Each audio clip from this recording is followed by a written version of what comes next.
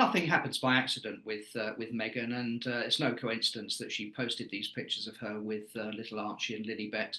We still haven't seen their faces properly, but she's using them more and more in photographs on social media, where she's got a massive following. And it's quite a nice, touching picture in itself of Archie grabbing her leg, and she's holding Lilibet wearing a nice hat. And it's all very domestic bliss and all very Montecito and Californian. But I think obviously it's all trying to promote this new product that she's got out, and she's promoting her clothes online. She's also got a new podcast called Confessions of a Female Founder. Rather surprised she's brought that out at the same time as trying to promote her goods. I would have thought that a little sort of interlude between the two might have been a good idea. But I just feel that the palace are not going to be terribly happy about the fact that these two kids, who after all are still very high up in the line of succession, are being used for commercial reasons. And I don't think there's any doubt that they are being exploited for commercial reasons. We're not seeing a lot of Harry, of course. Perhaps he's taken this picture, I don't know. But he seems to be very much in the background at the moment when it comes to Meghan's activities. But certainly the kids are coming to the fore, and I just think it's not really going to sort of go down well with the king and with the palace generally that these kids are now sort of being used in this way. I think it is a bit tacky.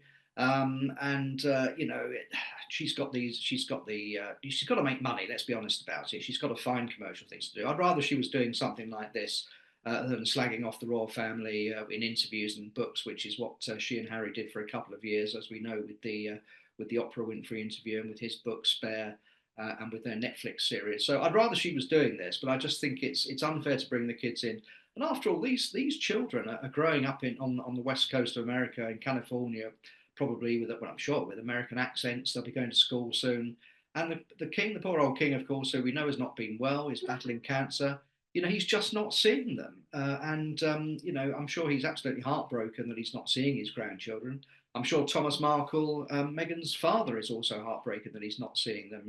She's cut them out of their lives, and so for him to just see them in things like this is must be devastating for him. And I'm sure he speaks to them in Zoom calls or on the phone occasionally, but you don't get the impression that they're very close. And I'm sure he'd like to see them in person. But this just sort of rubs it in that they've got this new life out there.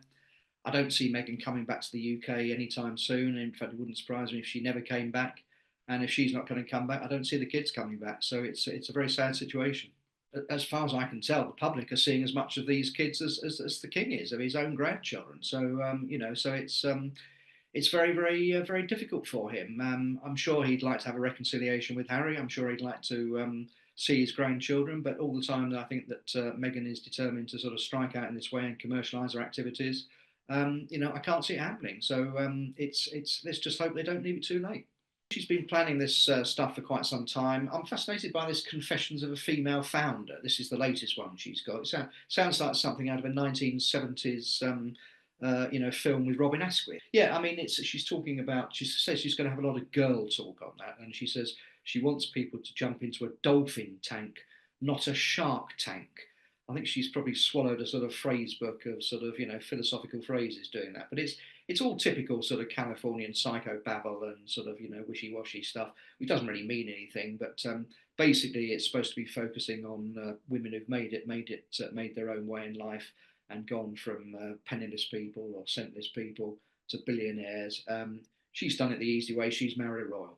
As I say, I'm surprised she's bringing that out around about the same time as the merchandising drive. But I would have thought the two things would sort of slightly overlap. But good luck to her. Let's see what happens. But I won't be spending too much time watching it myself.